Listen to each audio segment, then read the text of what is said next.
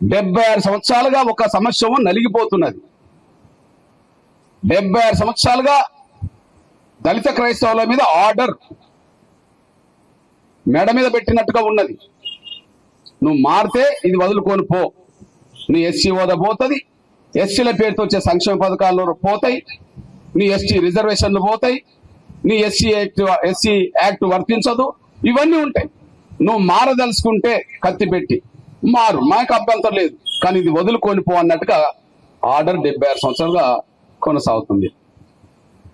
76 సంవత్సరాలుగా కొనసాగుతున్న ఈ దుర్మార్గమైన రాజ్యాంగ వ్యతిరేక ఆర్డర్ను ఇది తప్పు, దీన్ని తీసేయండి అని చెప్పి అమిత్ షా గారి దగ్గరికి వీళ్ళు వెళ్ళలేదే. 76 సంవత్సరాలుగా ఇది తప్పు, దీన్ని తీసేయండి, ఇగో మేము వచ్చాం, ఇందులో దళిత క్రైస్తవ ఫాదర్ల కంటే, బిషప్ల కంటే, ఇంకోటి కంటే మేము దళితేత వర్గాలు ఉండే వచ్చాం. మాకు లేని ఆర్డర్, మాకు లేని నిబంధనలు పాపంగా దళితులకు మాత్రమే ఎందుకు వర్తించాలనే ఒక మాట చెప్పలేదే, ఇన్నాళ్ళు చెప్పలేదే, వాళ్ళు ఇన్నాళ్ళు చెప్పలేదే.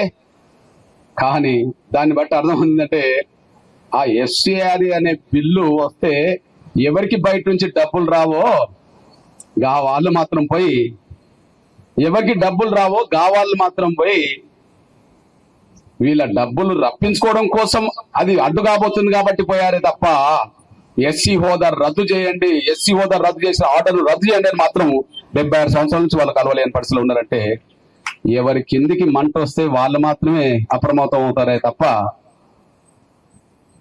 ఇంకోరి కిందకి వచ్చినప్పుడు వాళ్ళు పట్టించుకుంటారని మనం ఆశపడ్డా తప్పైపోయింది. మనం అప్రమత్తంగా లేకపోవడం కూడా తప్పైపోయింది. ఇది ముమ్మాటికి వాస్తవం. ఇప్పుడు చెప్పండి, నిన్న అమిత్ షా గారిని కలిసిన వాళ్ళ పేర్లు ఉన్నాయి కదా, వాళ్ళ ఫోటోలు ఉన్నాయి కదా, వాళ్ళు ఏ రాష్ట్రానికి సంబంధించిన వాళ్ళు తెలిసిన్నది కదా. అందులో ఎంతమంది దళిత బిషప్లు వెళ్ళారు, ఒక 20 మంది పోయిండ్రు. ఆ 20 మందిలో ఎంతమంది దళిత వర్గాలకు సంబంధించిన వాళ్ళు పోయిండ్రు అక్కడికి అంటే వీళ్ళకి ఫండ్స్ వచ్చేంత స్థాయి కూడా లేదు కదా, ఫండ్స్ తెచ్చుకునేంత శక్తి కూడా లేదు కదా. అంటే తెచ్చుకునేటోళ్ళు ఎవరు? వాళ్ళే అయిపోయింది. ఇప్పుడు బిల్లు వస్తే ఎవరికి రాకుండా పోతుంది? వాళ్ళకి. కాబట్టి ఆ ప్రమాదం ఊహించారు కాబట్టి బిల్లు రాకముందే పోయి దాన్ని ఆపే ప్రయత్నం చేసుకోబోతున్నారు. అంటే వాళ్ళకు ప్రమాదం వస్తే మాత్రం ఎవరి దగ్గరికైనా పోతుండ్రు, కానీ 76 ఏళ్లుగా దళితులకు ప్రమాదం వచ్చి ఉంటే మాత్రం మన కోసం ఎవరు పోలేదనే విషయం మొదటి సత్యం. ఇది ఆర్డర్ ఉన్నదనే విషయం వాళ్ళకి తెలియదా? బిల్లు రాకముందే బిల్లు వస్తుందని తెలిసిందే, బిల్లు రాకముందే బిల్లు వస్తుందని తెలిసింది కదా. ఇంకా చట్టబద్ధత రాజ్యాంగబద్ధత రాలేదు కదా. కానీ ఆర్డర్ 76 సంవత్సరాలు ఉన్న విషయం వీళ్ళకి తెలుసు కదా. 76 సంవత్సరాలుగా ఉద్దేశపూర్వకంగానే దాన్ని పట్టించుకోలేదనే విషయం వాస్తవం కదా. అది వాళ్ళ సమస్యగా వాళ్ళు భావించుకోలేదు. నంబర్ 1. ఎంతమంది విశ్వాసులను పెంచుకుంటే ఆ విశ్వాసులు దళితులు అవుతే వాళ్ళ రైట్ పోయినా పర్లే, కానీ ఓ దళితుల నుంచి ఇంతమందిని విశ్వాసులు మార్చినమని చెప్పి మాత్రం తలకొక లెక్క అన్నట్టుగా, మనిషికో లెక్క అన్నట్టుగా మాత్రం తెచ్చుకునే కాడ తెచ్చుకున్నారనే విషయం మనకు స్పష్టంగా అర్థమైంది అనుకుంటాను నేను. మేము విశ్వాసుల సంఖ్య పెంచుతున్నాం. పెంచడానికి ఎక్కడ పెంచడానికి అవకాశం ఉన్నది? ఎక్కువ బాధితులు ఎవరు? గుడిలోకి బడిలోకి రానివని వ్యవస్థ ఎవరికి ఉండే? వీళ్ళకే ఉండే. అత్యంత పేదరికి ఎవరికి ఉన్నది? వీళ్ళకే ఉండే. ఈ ఆర్డర్ రద్దు కోసం మాత్రం పోలేదంటే ఉద్దేశపూర్వకంగానే ఈ సమస్యను వాళ్ళు పట్టించుకోలేదనే విషయం కూడా స్పష్టంగా రుజువవుతుంది. ఇది ఒక విషయం. ఇక రెండోది, ఇది మన దళిత వర్గాల నుంచి పాస్టర్లు బహుశా ఇప్పుడు వాళ్ళకు వచ్చిన ప్రమాదము బిల్లు ద్వారా రాబోతే మొన్న తీర్పు వచ్చిన తర్వాత ఇప్పటికే దళిత క్రైస్తవులుగా ఉన్న వాళ్ళలో సామాన్య విశ్వాసులు అవుతే వాళ్ళు భయపడుతున్నమాట వాస్తవం. కొత్తగా విశ్వాసంలోకి రావాలంటే ఇక పోతే మనం ఉన్నది పోతుందనే మాట వాళ్ళు అర్థం చేసుకున్నమాట వాస్తవం. ఈ రెండింటిని అప్రమత్తం చేసింది ఆ జడ్జిమెంట్. ఒకటోమో ఇప్పటికే విశ్వాసాలకు సంబంధించిన కలిగి ఉన్న దళిత వర్గాల్ని భయపెడుతున్నమాట వాస్తవం. ఇంకా ఎవరైనా కొత్తగా మేము క్రైస్తవులకు చేరాలని అనుకుంటే అమ్మో చేరితే ఉన్నాయి పోతే అట అనే మాట అనుకుంటున్నమాట వాస్తవం. ఇప్పుడు దీనివల్ల చర్చిలకు వచ్చే వాళ్ళ దళితుల సంఖ్య క్రమక్రమేణా తగ్గిపోతే ఇప్పుడు ఆ చర్చిల మీద ఆ వచ్చే విశ్వాసుల మీద ఎంతో కొంత ఆధారపడి అదే దైవ కార్యమని భావించుకుంటున్నది ఎవరు అని అంటే మన పాస్టర్లే. ఇప్పుడు చర్చిలు మూతపడిపోతే దళితులకు ఏమవుతుందో తెలియదు కానీ పాస్టర్ల పరిస్థితి మాత్రం అగమగోచరంగానే ఉన్నది. FCRA బిల్లుతో వాళ్ళ పరిస్థితి, ఇది కనుక అమలు జరుగుతున్నావు మీ పరిస్థితి. కాబట్టి ఇప్పుడు విశ్వాసులు ఎక్కువ మంది రావట్లేదు కానీ పాస్టర్లు మాత్రం ఎక్కడ పడితే అక్కడ వస్తాను. ఇది కూడా వాస్తవం, ఇది నిజం కదా. నా వెనుకున్నోళ్ళు నా ముందటున్నోళ్ళు సంఖ్యపరంగా చూస్తే 90%, సంఖ్యపరంగా చూస్తే 80%. నేను అంటున్నా, నా దళిత క్రైస్తవ పాస్టర్లు, ఫాదర్లు, బిషప్లకు సంబంధించిన విషయంలో మీరు ముందు బైబిల్ సంపూర్ణంగా అవగాహన చేసుకున్నాకనే కదా మీరు సందేశం ఇచ్చే కాడికి వెళ్తున్నది. పాస్టర్లుగా మారింది. ప్రతి పాస్టర్ ప్రార్థన చేస్తాడు, నేర్చుకున్నాడు కాబట్టి ప్రార్థన చేయమని మీరు నేర్పిస్తున్నారు. ఇది 76 ఏళ్ళుగా ఈ తంతు జరిగింది అందరిలో. కానీ క్రియలేని విశ్వాసం మృతపాయం అవుతుందని మాత్రం ఒక్క పాస్టరు గట్టిగా చెప్పలేకపోయింది ఇంతవరకు. క్రియలేని విశ్వాసం మృతపాయము అనే మాట మనోళ్లకు నేర్పించడంలో బైబిల్ని సంపూర్ణంగా మీకు అర్థమైంది, కానీ ఒక్కదాన్ని మాత్రం దాన్ని ముందుకు తీసుకెళ్ళలేకపోయారు. అందువల్ల ఎవరము ఏ విశ్వాసం కలిగి ఉన్నా క్రియ అనేది తోడైనప్పుడు మాత్రమే విజయం సాధిస్తామనే విషయం అందరికి తెలిసిన విషయం. ఇది బైబిలే చెప్తారు, బైబిలే చెప్పింది కదా. క్రియలేని విశ్వాసం మృతపాయం అనేదని బైబిలే చెప్పింది కదా. అది సమస్యలు ఎదురైనప్పుడు, సందర్భాలు వచ్చినప్పుడు మనం ఎదుర్కొనే విషయంలో బైబిలే చెప్పింది. ప్రార్థన చేస్తూ దేవుడిని విశ్వాసం పెట్టుకుందాం, క్రియ చేస్తూ అనుకున్నది సాధిద్దామని చెప్పి ఒక్క మాట మనం నిరంతరం చెప్పకపోవడం వల్ల ఈ ఆర్డర్ కూడా కేవలం దళితులకు మాత్రమే వర్తిస్తున్నది. దళితులు క్రైస్తవులు అవుతే వాళ్ళ ఎస్సీ హోదా రద్దవుతున్నది, కానీ ఎస్టీలు క్రైస్తవులు అవుతే వాళ్ళ ఎస్సీ హోదా కొనసాగుతున్నది. దళితులు క్రైస్తవులు అవుతే వాళ్ళ రిజర్వేషన్లు ఎస్సీలుగా పోతున్నాయి, కానీ ఎస్టీలు, బీసీలు, ఓసీలు క్రైస్తవులు అయినప్పటికీ వాళ్ళ రిజర్వేషన్లు కాపాడబడుతున్నాయి.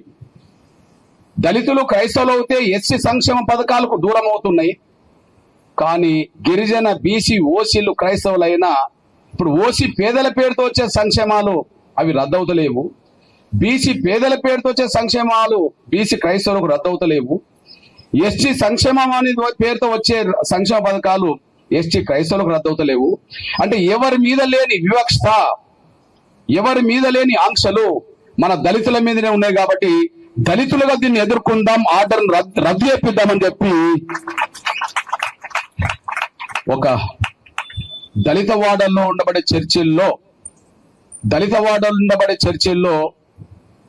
2 గంటల పాటు చర్చి నడుస్తున్నప్పుడు కనీసం ప్రత్యేకంగా మన దళిత వర్గాలకి హక్కులు కోల్పోతాండ్రు.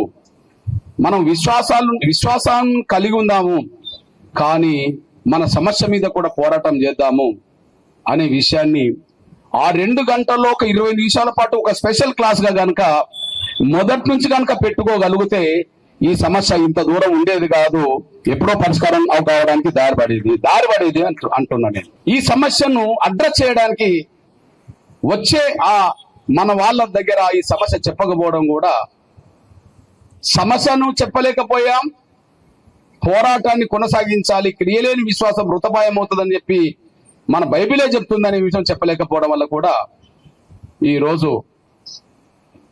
చర్చిలు నడుపుతున్న ముందు పాస్టర్లకు ప్రధానంగా ఈ సమస్య ఇబ్బందిగా మారిందనే విషయం కూడా నాకు తెలిసి, ఇంకా వాడల్లో ఉండబడే, అంటే దళిత వాడల్లో ఉండబడే చర్చికి వచ్చేటోళ్ళు కూడా ప్రమాదం అనిపించలేదేమో కానీ ప్రమాదం మనకే వచ్చిందని చెప్పి మాత్రం పాస్టర్లు మాత్రం 100% గ్రహించారు. ఇక ఇక్కడ నుంచి ఆ ప్రమాదం మన అందరిదని చెప్పి, అది పాస్టర్లది మాత్రమే కాదు, అది ఫాదర్లది మాత్రమే కాదు, అది బిషప్ మాత్రమే కాదు, క్రైస్తవాన్ని నమ్ముకున్న ప్రతి దళిత బిడ్డలది ఈ ప్రమాదం, దళిత బిడ్డలకు ప్రమాదం వచ్చిందని చెప్పి చర్చికి వచ్చే ప్రతి దళిత విశ్వాసాలకు సంబంధించిన వాళ్ళందరూ హృదయంలో ఈ ఆర్డర్ను రద్దు చేయించుకోవాలని చెప్పి ఒక పట్టుదల ఎప్పుడైతే పెరుగుతుందో అప్పుడే ఈ సమస్య పరిష్కారానికి మార్గం పడుతుందని చెప్పి నాలాంటి వాళ్ళు భావిస్తున్నారు. పరిష్కారం అప్పుడు జరుగుతుంది. కాబట్టి నా దళిత వర్గాలకు సంబంధించిన పాస్టర్లు, ఫాదర్లు, బిషప్లకు సంబంధించిన విజ్ఞప్తి ఏంటంటే, ఇక ముందు చర్చి జరుగుతున్న ప్రతి రోజు, ఎప్పుడు చర్చి జరిగినా, అది ఆదివారం జరిగినా లేదా ఇంకొక పేర్లతో ఏదో ఒక రోజు జరిగినా కూడా ఒక 2 గంటల సమయం అక్కడ నడిస్తే మాత్రం కనీసం అందులో ఒక 20% లేదా మొత్తం ఒక 20 నిమిషాలన్నా ఒక సబ్జెక్ట్. ఇప్పుడు మనం స్కూల్కి పోతాం, ఏ సబ్జెక్ట్ కా సబ్జెక్ట్ కాదు, స్కూల్ ఒకటేగా. సైన్స్ చెప్పే టీచర్ సైన్స్ చెప్తాడు, లెక్కలు చెప్పే టీచర్ లెక్కలు చెప్తాడు, ఇంగ్లీష్ చెప్పేటోళ్ళు ఇంగ్లీష్ చెప్తారు. స్కూల్ ఒకటే కదా, చర్చి ఒకటే. నువ్వు విశ్వాసం గురించి చెప్పు, సమస్యలు వచ్చినప్పుడు పోరాటం చేయడానికి మార్గం కూడా అందులోనే చెప్పు, అది జరుగుతుంది. నాకు తెలిసి ఈ విషయంలో ఇద్దరే సక్సెస్ అయ్యిండ్రు. ఆ విషయంలో నెల్సన్ మండేలా క్రైస్తవుడే, ఆయన చేతిలో బైబిల్ ఉన్న రోజులు ఉన్నాయి, కానీ పోరాటం కూడా నేర్పిండు, వాళ్లకు విముక్తి సాధించాడు. మార్టిన్ లూథర్ కింగ్ క్రైస్తవుడే, పాస్టరే, బైబిల్ నిరంతరం చేతిలో పట్టుకున్న వ్యక్తే, కానీ పోరాటం నేర్పించిండు.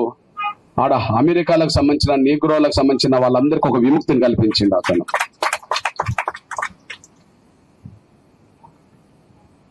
క్రైస్తవ బిడ్డలుగా మారి వాళ్ళు ఎదుర్కొన్న సమస్యలను గురించి వాళ్ళని అప్రమత్తం చేసి ఒక పోరాటం నడిపి విజయం సాధించుకున్న చరిత్ర మన కళ్ళ ముందు ఉంటున్నప్పుడు 76 సంవత్సరాల నుంచి ఈ ఆర్డర్ మన మీద ఉండడం, దానికి సంకేతం ఏంటంటే మనం అప్రమత్తంగా లేకపోవడమే, మన వాళ్ళను అప్రమత్తం చేయకపోవడమే. ఇక్కడ భయం అనేది మనల్ని వెంటాడుతున్నది. భయం కూడా తీసేసుకోవాల్సిన బాధ్యత మన మీద నెట్టబడ్డది. కాబట్టి ఎప్పుడు ఎవరైతే భయంలో ఉంటారో వాళ్ళు ఒక్కడు కూడా ఏ విషయంలో ముందుకెళ్ళలేరు. ఏది సాధించాలన్నా, అది న్యాయం సాధించాలన్నా నువ్వు భయాన్ని ముందు వదులుకోవాల్సిందే. దయచేసి నా పాస్టర్లందరికీ నేను విజ్ఞప్తి చేస్తున్నా, ఇది వెంటనే నేను భుజాన్ని ఎత్తుకున్నానని చెప్పి మీరు భావించుకోవద్దు. నేను కేవలం నడిపిస్తాను కూడా మీరు భావించుకోవద్దు. కానీ ఈ దేశంలో ఎవరు అండగున్నా లేకపోయినా నాలాంటి వాళ్ళు మీకు సంపూర్ణంగా అండగా నిలబడతారని మాత్రం భావించుకోండి. ఈ విషయంలో నేను స్పష్టతనిస్తున్నా.